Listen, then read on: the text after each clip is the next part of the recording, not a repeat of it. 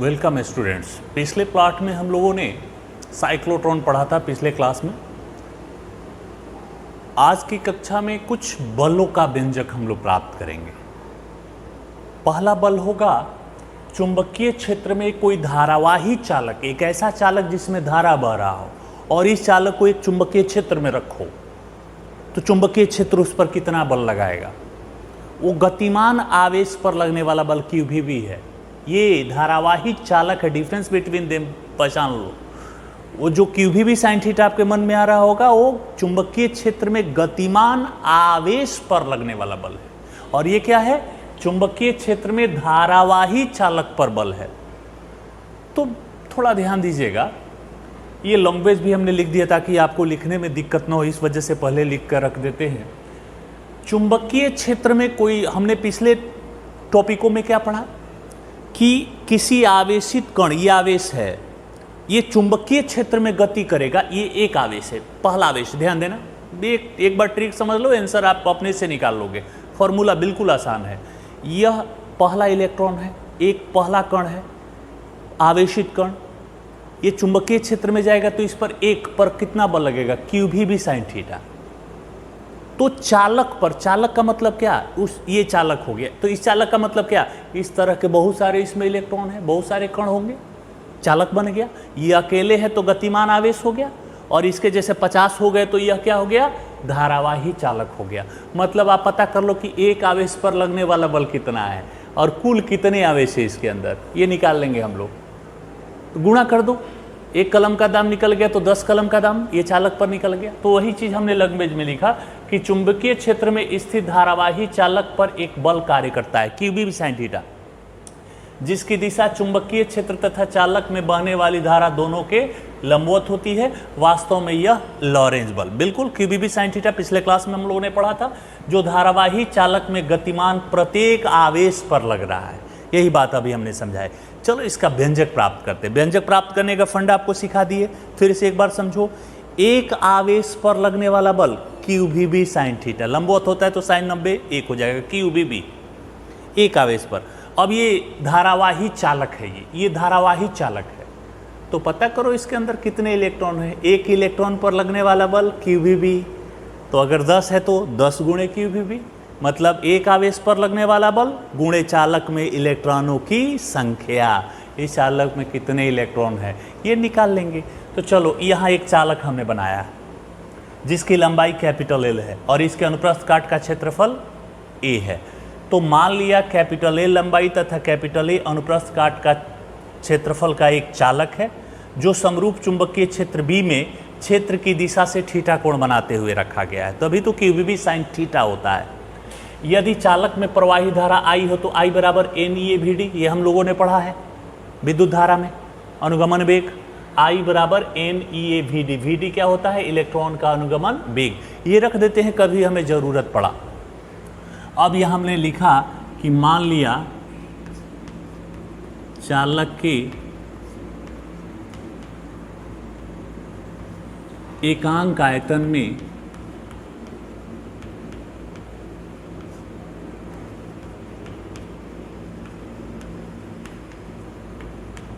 मुक्त इलेक्ट्रॉनों की संख्या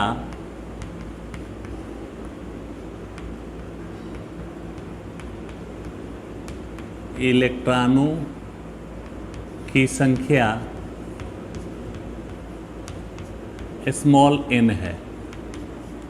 एकांक आयतन में स्मॉल n इलेक्ट्रॉन, तो चालक का कुल आयतन, चालक का कुल आयतन, कुल आयतन कैसे निकलेगा बच्चा लोग, चित्र देखो। लंबाई गुणे चौड़ाई गुणे ऊंचाई अनुप्रस्थ परिच्छेद गुणे लंबाई AL, और एकांक आयतन में स्मॉल n, तो पूरे चालक में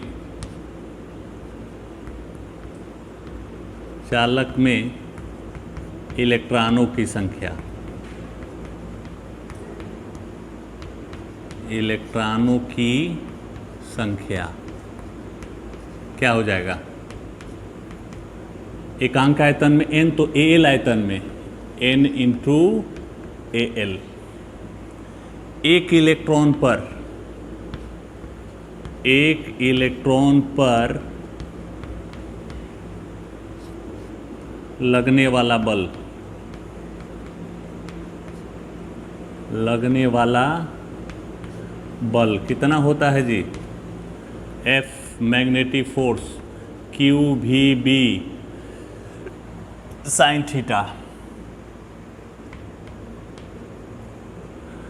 तो F m बराबर Q, आवेश इलेक्ट्रॉन है ना, E इलेक्ट्रॉन का आवेश को Q नहीं, E V B sine theta.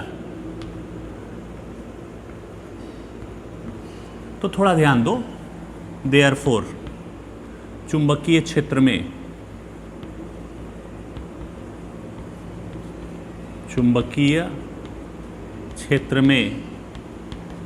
धारावाही चालक पर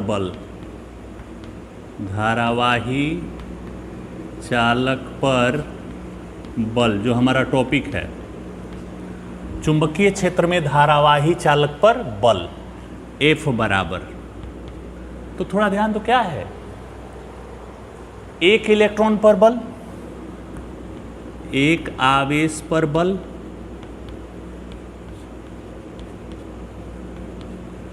अगुणे इलेक्ट्रॉनों की संख्या, तभी ना पूरा चालक बनेगा। इलेक्ट्रॉनों की संख्या। चलिए F बराबर एक आवेश पर बल E V, और V अनुगमन वेग होता है ना, इलेक्ट्रॉन VD से चलते हैं, इलेक्ट्रॉन अनुगमन वेग VD से चलते हैं, E V D B sine theta into इलेक्ट्रॉनों की संख्या NaL, NaL। बच्चा लोग थोड़ा सजा रहे हैं, ध्यान देना। N देखो, N E A V D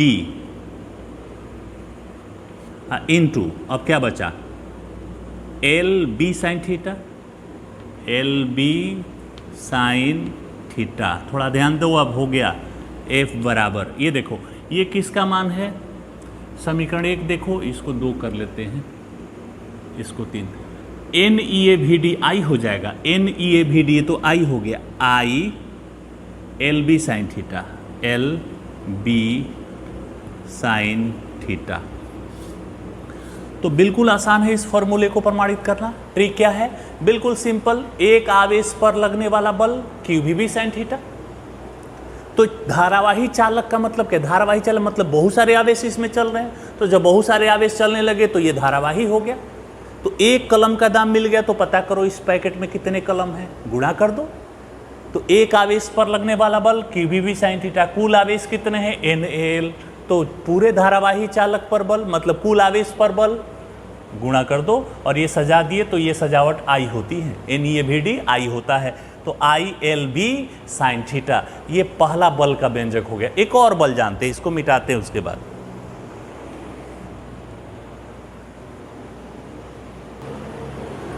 तो चलिए एक और बल का व्यंजक हमें प्राप्त करना है, और इसके लिए हमारा टॉपिक है दो सीधे समानांतर धारावाही चालकों के बीच बल। इसको हम फिगर से समझाएं। देखो PQRS, दो सीधे लंबे समानांतर धारावाही, इसमें I1 इसमें I2, और इनके बीच की दूरी R। यही लैंग्वेज में भी हमने लिख दिया, मान किया PQ तथा RS दो सीधे समानांतर धारावाही चालक हैं जिनमें क्रमशः I1 I2 धाराएं एक ही दिशा, चित्र में देखो एक ही दिशा में, अब विपरीत दिशा भी हो सकता है, उस पर भी चर्चा करेंगे। तो इनके बीच की दूरी R है। ध्यान देना बच्चों, इसमें धारा बह रही है PQ,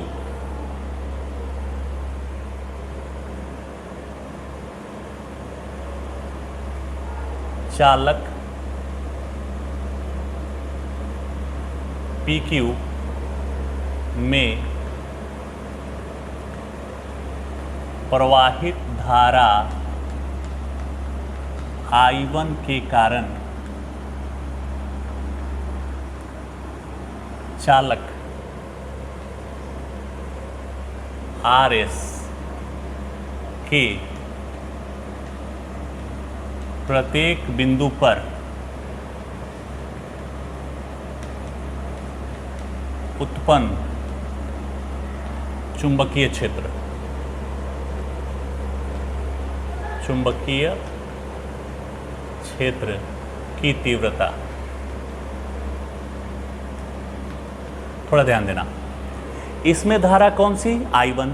तो हमने पढ़ा है बायो सावर्ट के नियम के एप्लीकेशन में कि लंबा सीधा चालक तार हो, उसमें धारा हो, तो उसके बगल में चुंबकीय क्षेत्र इस धारा के कारण इस पर RS पर, चूंकि बगल में है तो RS के प्रत्येक बिंदु पर उत्पन्न चुंबकीय क्षेत्र V1 बराबर क्या आया था? μ0 बटा में 4 पाई इंटू 2I1 बटा में R। ध्यान देना बच्चों, ये बायो सावर्ट के नियम में हमने एप्लीकेशन में साबित किया था कि एक लंबा सीधा धारावाही चालक तार हो, उसके बगल में चुंबकीय क्षेत्र इतना होता है। अब देखो, अब इसमें धारा भी I2 बह रही है और इस पर एक चुंबकीय क्षेत्र लग रहा है, चुंबकीय क्षेत्र चुंबकीय बल लगा रहा है। तो बताओ कि इस पर अभी तो हमने साबित किया था कि धारावाही चालक पर लगने वाला बल ILB sin थीटा, तो ये धारावाही चालक है और ये चुंबकीय क्षेत्र में भी है। तो चुंबकीय क्षेत्र में धारावाही चालक पर लगने वाला बल, ये धारावाही चालक है और इसके चलते इस पर चुंबकीय क्षेत्र भी हो गया है ना। तो अब सोचो, चालक RS के प्रवाहित धारा I2 के कारण इसकी कैपिटल L लंबाई पर बल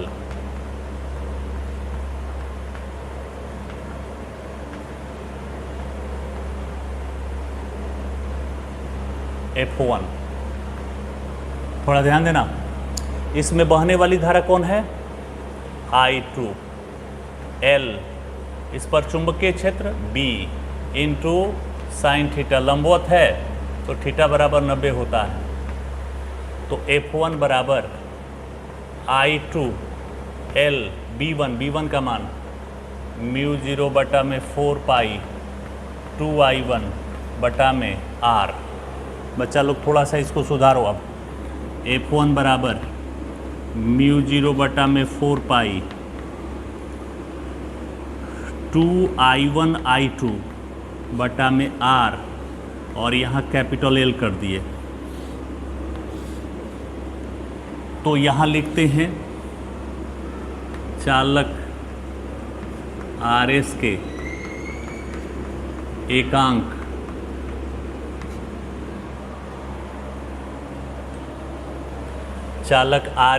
एकांक लंबाई पर बल F1 बराबर कितना? इसको F2 लिखिए, दूसरा चालक है ना, पहला चालक है, कोई दिक्कत नहीं। F1 बराबर कितना? μ0 बटा में 4 पाई 2I1 I2 बटा में R। इस लंबाई को 1 कर दिए, एकांक लंबाई L को 1 कर दिए। इसी प्रकार चालक PQ के एकांक लंबाई पर बल, एकांक लंबाई पर बल F2 बराबर, तो कुछ नहीं बदलना है, तो यही आएगा ना। अब इधर से कि अगर इधर से उधर लगाते तो इस पर B1 निकाले, उस पर अगर B2 निकाले तो सिमिलर यही निकालो, तो भी यही मानना आएगा। देखो तो μ0 बटा में 4 पाई 2I1 I2 बटा में R, यही आएगा। इसका मतलब ये हुआ, इसको हल कर लेते हैं कि देयरफॉर दो सीधे समानांतर धारावाही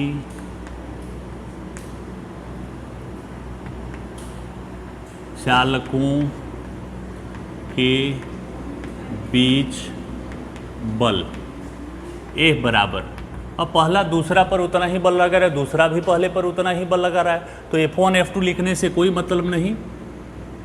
μ0 बटा में उनकी एकांक लंबाई पर, उनकी चालकों के बीच उनकी एकांक लंबाई पर बल, एकांक लंबाई पर बल, ये जो आया था वो एकांक लंबाई के लिए। μ0 बटा में 4 पाई 2 I1 I2 बटा में R। ये हमारा दूसरा आज के बल का व्यंजक प्राप्त हुआ। दो धारावाही सीधे समानांतर चालक तार हो, उनके बीच यह बल होगा। इसमें ध्यान देना, आप फ्लेमिंग के नियम से इनकी दिशा भी प्राप्त कर सकते हो। यदि दोनों चालकों में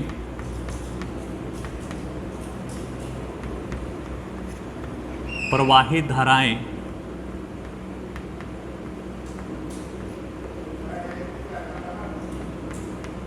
एक ही दिशा में हो,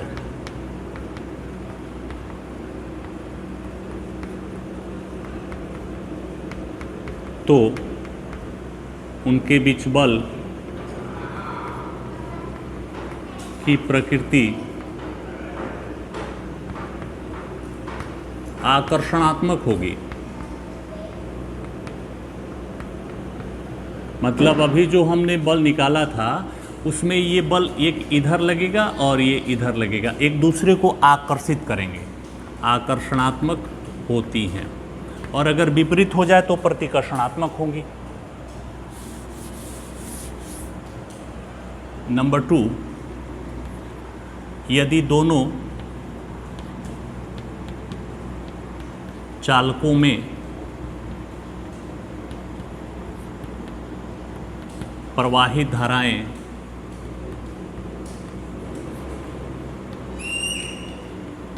परस्पर विपरीत दिशा में हो, ये ऑब्जेक्टिव में आता है, इसको आप नोट करेंगे। विपरीत दिशा में हो तो उनके बीच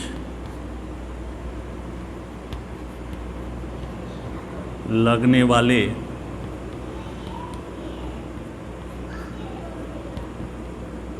बल की प्रकृति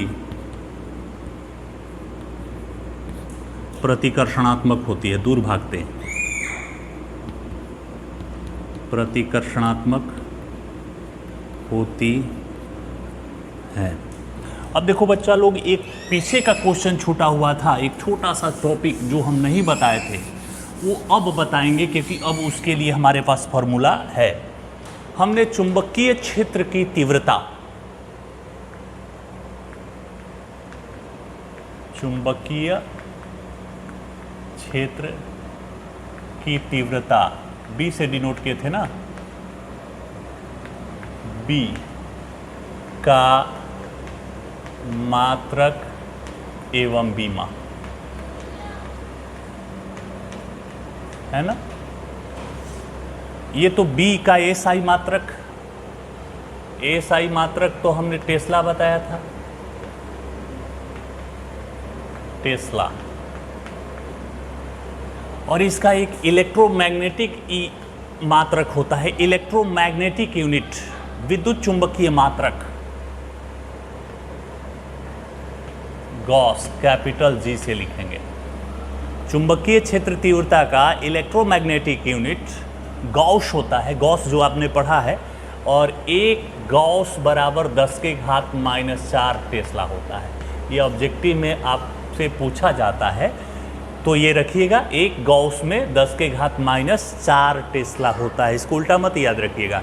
तो कोई आपसे पूछेगा कि एक टेस्ला में कितने गाउस, तो 10⁻⁴ गाउस, ये बटा में चला जाएगा, ऐसे हो जाएगा। और अगर बीमीय सूत्र की बात आती है, बीमीय सूत्र, तो थोड़ा ध्यान देना, अभी हमने सूत्र साबित किया है, ये देखो F बराबर I L B sine theta, तो B बराबर F बटा में आई एल साइन थीटा होता है ना, तो B बराबर F, बीमीय सूत्र बल का क्या होता है, MLT - 2 बटा में I एम्पियर, लंबाई L साइन थीटा का कोई बीमा नहीं होता, त्रिकोणमितीय निष्पत्तियां बीमाहीन होती हैं, तो क्या हो जाएगा, M L कट जाएगा, MT - 2 A के घात -1, तो ये हमारा बीमीय सूत्र हो गया। अब एक और टॉपिक है, उसको भी जान लेते हैं। तो हमारा अगला टॉपिक है चुंबकीय क्षेत्र में धारावाही कुंडली पर बल तथा बल आघूर्ण। ध्यान देना बच्चों, ऐसा हमने विद्युत क्षेत्र में भी पढ़ा था, है ना। विद्युत क्षेत्र में कोई विद्युत द्विध्रुव रखा जाए तो धारावाही कुंडली एक द्विध्रुव ही होता है, अगले पाठ में जानेंगे। तो द्विध्रुव को रखते हैं तो उस पर बल 0 और बल आघूर्ण टाउ बराबर PE साइन थीटा, ये आता है। आज भी ऐसे ही, तो देखो यहाँ 2 फिगर बनाए,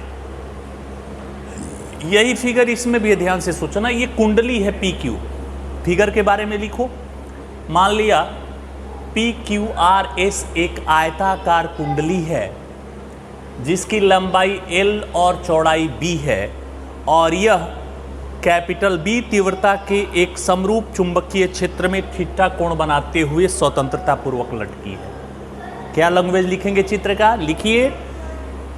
मान लिया PQRS एक आयताकार कुंडली है जिसकी लंबाई L स्मॉल l और चौड़ाई स्मॉल b है, और यह कैपिटल B तीव्रता के एक समरूप चुंबकीय क्षेत्र में थीटा कोण बनाते हुए रखी गई है या लटकी हुई है, और धारावाही है, तो I एम्पियर की धारा इसमें प्रवाहित हुई। इसमें प्रवाहित धारा I, चलो बच्चों I देखो, यही समझना है।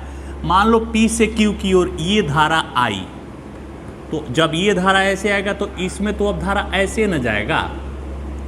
तो बताओ, अभी हम लोगों ने पिछला टॉपिक कंप्लीट किया था कि किसी धारावाही चालक पर, तो बताओ PQ भुजा पर लगने वाला बल, कुंडली के भुजा PQ पर बल F1 बराबर क्या होता है, ILB sine theta, ILB sine theta. और इसमें धारा किधर है, धारा नीचे ना, चित्र में देखो धारा नीचे, और कुंडली के भुजा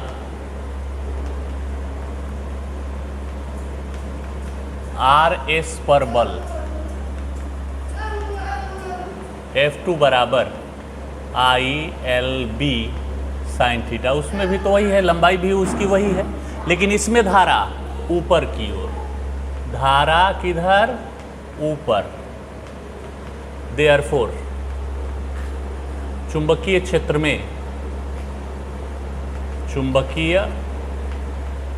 में स्थित धारावाही कुंडली पर परिणामी बल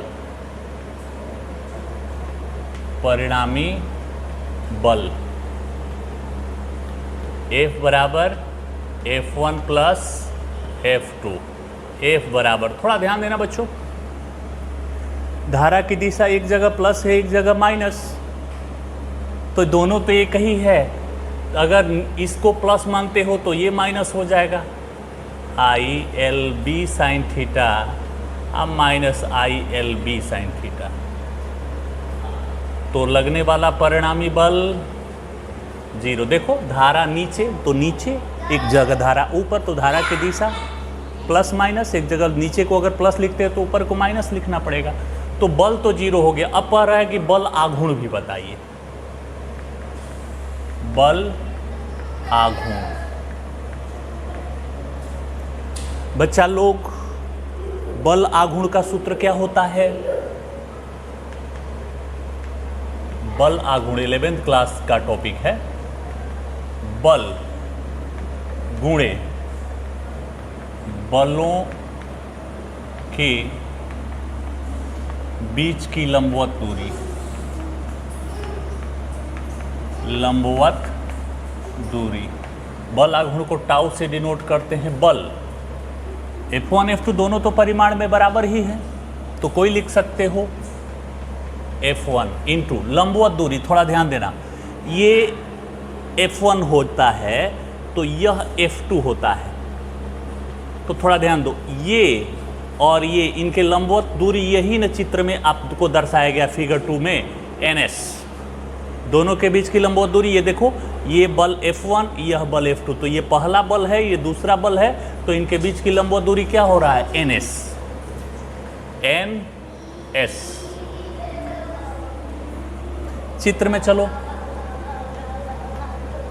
चित्र से साइन थीटा बराबर निकाल लो। लंब, कोण के सामने लंब होता है, लंब NS। अब बटा में कर्ण, कर्ण तो B है, तो NS बराबर B साइन थीटा। तो टाउ बराबर क्या हो जाएगा? F1, F1 का मान ILB साइन थीटा, लंबवत प्रवेश करता है तो साइन 90 कर लो।